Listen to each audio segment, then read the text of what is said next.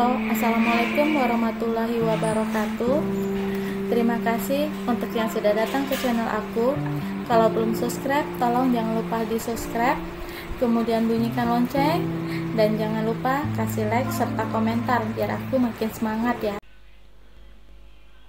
Pernikahan di atas perjanjian, episode 113. Kecewa. Rasa bahagia yang baru tadi dirasakannya dalam sekejap mata sirna. Dia tidak menyangka bahwa Rafasa begitu sangat kejam dan mencurkannya dengan cara seperti ini. Selama ini, dia tidak pernah menyesal mencintai seorang Rafasa, pria yang dianggapnya sempurna. Seperti apapun buruk perlakuan Rafasa terhadap dirinya, dia selalu membukakan pintu maaf selebar-lebarnya. Bahkan tanpa diminta sekalipun dia selalu maafkan. Namun tidak untuk sekarang. Cita hanya menutup pintu maaf untuk suaminya. Hatinya sungguh sangat terluka dan bahkan sekarang dia seperti manusia yang sudah kehilangan nyawa. Kamu itu terlalu bodoh, Cinta. Ingat, bucin boleh, bodoh jangan. Karena kamu terlalu bodoh sehingga orang sangat senang memperlakukan kamu seperti sekarang. Kau mimpi terlalu tinggi, berharga Rafasa mencintai kamu. Kamu juga tidak berkaca dengan dirimu sendiri. Lihatlah, kamu dibandingkan aku, nggak ada apa-apanya. Kamu terkenal hanya karena nasib mujur. Secara kebetulan, model tidak datang dan kamu menggantikannya karena menghina Cinta dengan senyum mencibir. Apa kamu masih ingin bertahan? Ya, bertahan dengan alasan sayang dengan orang tua kekasih aku. Ya, kau memang sangat menyayangi mereka. Yang kau disuruh untuk menikah dengan Rafasa, dan sudah lihat kaki mereka aja kamu mau. Semua itu kamu lakukan hanya untuk mendapatkan cintanya Rafasa. Benar kan yang aku katakan? Menyayangi mama dan papa dengan tulus hanya dusta, tuduh Karin.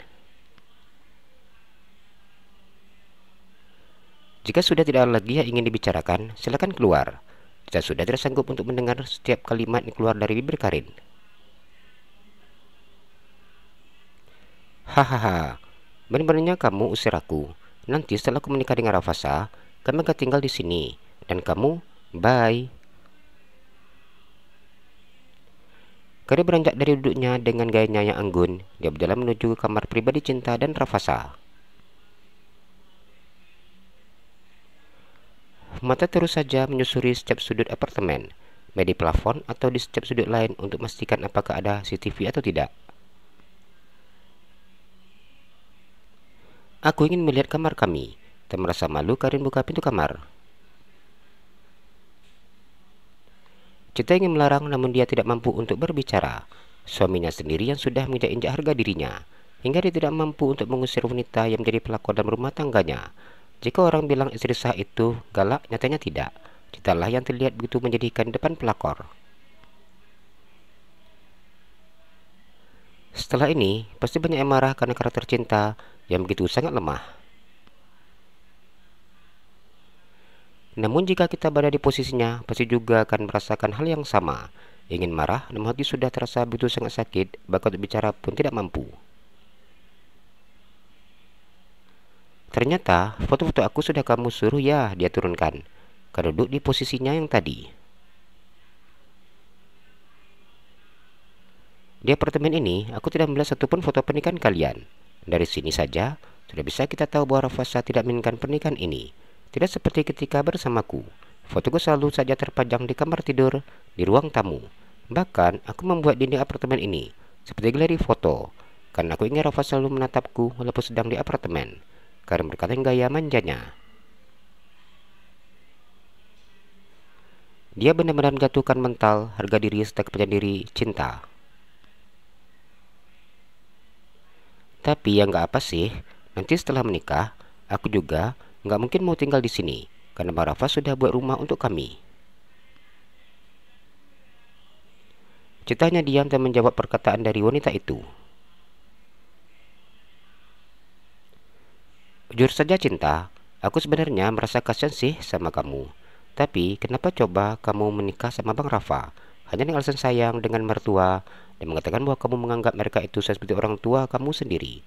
Tapi lihat kan, apa yang kamu alami.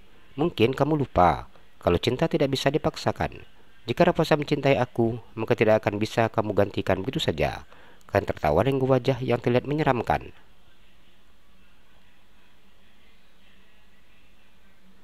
Karin sudah memastikan bahwa apartemen ini tidak memiliki CCTV. Tak ada orang suruhan Raffasa yang mengawasi. Karin tidak menduga bahwa Di Fortuna sedang bersama dengannya. Bagaimana mungkin Raffasa bisa menangkap istrinya di apartemen tanpa pengawasan? Walaupun pengamanan di apartemen cukup tinggi, Karin mengetahui Raffasa yang dinilainya teledor. Jadi sebenarnya, Rafa bersikap baik dengan kamu. Itu agar orang tuanya percaya bahwa hubungannya dengan kamu baik-baik saja. Dia juga meyakinkan mereka bahwa hubungan kami sudah berakhir, agar si papa mau melakukan pengobatan ke Singapura. Karena selama ini papa menolak untuk berobat ke Singapura. Papa tidak percaya kalau Rafa benar-benar membina rumah tangga yang baik dengan kamu, serta menjadi suami yang baik untuk kamu. Jadi sebaiknya kamu itu jangan terlalu senang, karena aku tahu rasanya sangat sakit. Desa kamu terbang melayang hingga sampai di awan, namun hempas ke dasar jurang terdalam. Aduh, itu rasa sangat menyakitkan. Bayangkannya saja sudah membuat tubuh aku ini merinding. Apalagi kau langsung merasakannya. Aku pasti lebih milih mati daripada harus benar rasa sakit yang begitu sangat hebatnya. Sebaiknya Anda pergi tinggal ke apartemen ini, karena saya masih istri sah Raffasa, Cinta berkata dengan gemetar. Dia sudah tidak sanggup menahan rasa sakit setiap kali mendengar setiap kata yang diucapkan oleh Karin. Sabar dong, jangan buru-buru suruh aku pergi dari sini. Urusan kita masih belum selesai. Aku harus selesaikan dulu semuanya agar kamu paham. Karin tertawa kecil. Karin sudah mengontrol emosinya yang sudah siap untuk meledak. Lawan wanita yang cintai kekasihnya, sungguh hati Karin terasa sakit dan nyeri. Aku sengaja datang ke sini karena diminta sama Bang Rafa untuk memberikan kamu surat cerai ini. Jadi, ini sudah harus kamu tanda tangani nih. Bang Rafa sengaja suruh aku untuk kasih karena kan dia tuh lagi sibuk nih di Bali. Setelah ini, aku juga akan terbang ke Bali. Kami akan liburan bersama. Ya, kalau bisa sih, kami akan menikah di Bali saja. Karena pernikahan kami sudah tidak bisa lagi ditunda. Karin tersenyum sambil mengusap perutnya.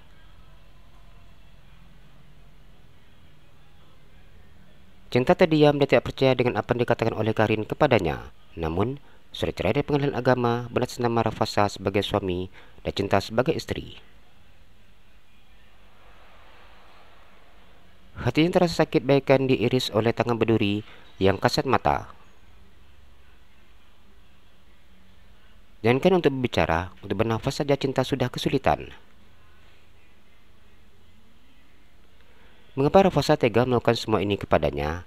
Hanya pertanyaan ini yang ada di benak kepalanya. Apakah Raffasa sangat membencinya, sehingga harus memberikan luka begitu dalam dan tidak akan pernah bisa disembuhkan? Cepat tanda tangani, karena aku akan syuting sebentar lagi. Aku akan menyelesaikan kontrak kerjaku.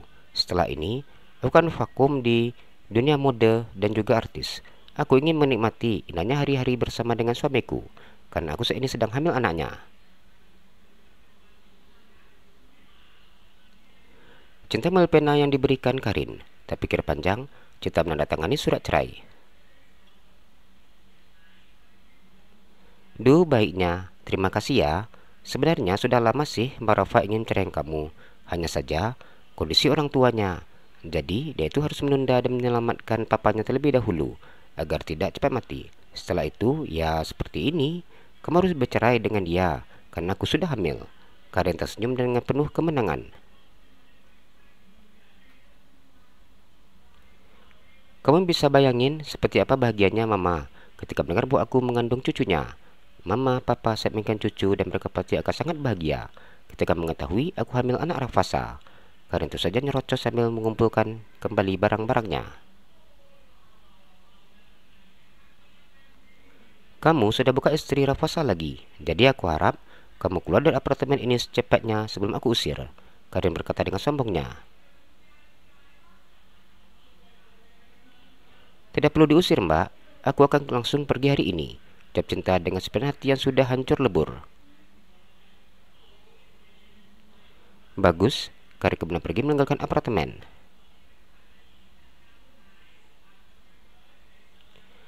Jika aku tahu dan segampang itu untuk mengikuti perintahku, aku tidak perlu menyiapkan ini. Karin tersenyum mana racun sudah dimasukkannya ke dalam suntik. Jika cinta menolak menilai Rafasa, dia akan menyuntikkan racun itu ke tubuh cinta. Meskipun racun itu disuntikkan, namun tidak meninggalkan bekas. Bahkan korban hanya terlihat seperti orang yang meninggal secara mendadak, karena racun akan melumpuhkan saraf. Cara kematian cukup menyakitkan karena korban akan lemas hingga tidak bisa berdiri. Tangan tidak bisa bergerak, mulut tidak bisa berbicara. Selama 4 jam korban akan menderita kesayangan tanpa bisa meminta bantuan kepada siapapun. Korban tewas seperti orang sedang tertidur. Lewat dari 10 jam, racun tidak bisa deteksi meskipun ada otopsi. Jalan-jalan ke Pekanbaru, jangan lupa beli sepatu. Kalau kamu suka channel aku, please subscribe aku. Terima kasih.